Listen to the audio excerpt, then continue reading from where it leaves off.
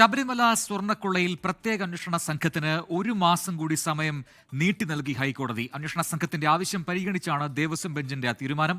കേസിൽ എഫ്ഐആർ ആവശ്യപ്പെട്ടുള്ള ഇഡിയുടെ ഹർജി വീണ്ടും പരിഗണിക്കാൻ മജിസ്ട്രേറ്റ് കോടതിക്ക് ഹൈക്കോടതി നിർദ്ദേശം നൽകി. കേസിൽ തിരുവിതാംകൂർ ദേവസ്വം ബോർഡ് മുൻ പ്രസിഡന്റ് എൻ വാസുവിന്റെ ജാമ്യാപേക്ഷ കൊല്ലം വിജിലൻസ് കോടതി തള്ളുകയും ചെയ്തു.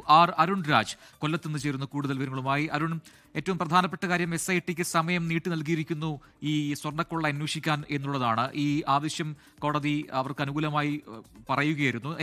എന്തൊക്കെ കാര്യങ്ങൾ പറഞ്ഞുകൊണ്ടായിരുന്നു ഈ ആവശ്യം SIT ഉന്നയിച്ചത്? ഒപ്പം തന്നെ ഇന്ന് കോടതിയിൽ നടന്ന മറ്റു കാര്യങ്ങൾ എന്തൊക്കെയാണ്? ഒപ്പം വാസുവിന്റെ ജാമ്യ ഹർജി അത് തള്ളിക്കൊണ്ടുള്ള കോടതി നിരീക്ഷണം എന്തൊക്കെയാണ്?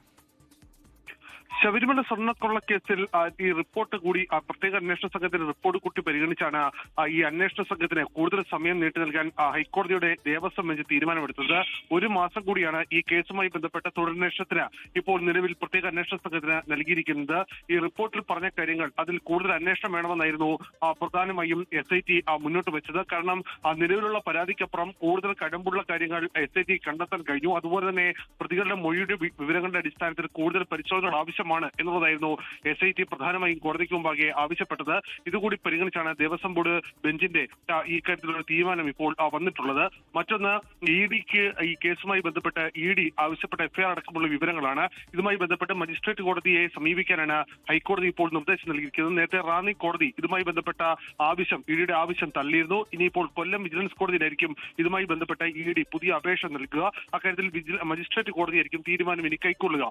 ശബരിമല സ്വർണ്ണക്കൊള്ള കേസിൽ ദേവസ്വം മുൻ കമ്മീഷണറായിരുന്ന എൻ വാസുവിന്റെ ജാമ്യാപേക്ഷ ഇന്ന് കൊല്ലം വിജിലൻസ് കോടതി തള്ളുന്ന സാഹചര്യവും ഉണ്ടായി. കാരണം ഈ പ്രോസിക്യൂഷന്റെ വാദങ്ങൾ പൂർണ്ണമായും മുഖവിലേക്കെടുത്ത് കൊണ്ടാണ് അത്തരമൊരു തീരുമാനത്തിലേക്ക് കോടതി പോയത്.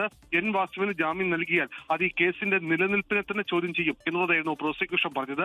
ശബരിമലയിലെ സ്വർണം അത് ഉണ്ണികൃഷ്ണൻ പോറ്റിക്ക് നൽകാൻ ദേവസ്വം ബോർഡിന് ശുപാർശ കത്ത് നൽകിയത് ഈ എൻ വാസു ആണ് എന്നുള്ളതായിരുന്നു പ്രോസിക്യൂഷന്റെ വാദം. അതുകൂടി കണക്കിലെടുത്ത് ഈ ഘട്ടത്തിൽ ജാമ്യം നൽകാൻ കഴിയില്ല എന്ന നിലപാട് കോടതി സ്വീകരിക്കുകയായിരുന്നു. കോടതിയിലെ ജാമ്യാപേക്ഷ തള്ളുന്നതിന്റെ കാരണമായി കോടതി ചൂണ്ടിക്കാട്ടിയതും ഇത് മാത്രമാണ്. കേസിലെ മറ്റൊരു പ്രതിയായ ദേവസ്വം ഉദ്യോഗസ്ഥനായിരുന്ന D സുരേഷ് കുമാറിന്റെ ജാമ്യാപേക്ഷ പരിഗണിക്കുന്നത് ഡിസംബർ 8ലേക്കും കോടതി മാറ്റിയിട്ടുണ്ട്. ശരി, അരുൺ രാജാണ് കൊല്ലത്ത് വിശദാംശങ്ങൾ നൽകുക.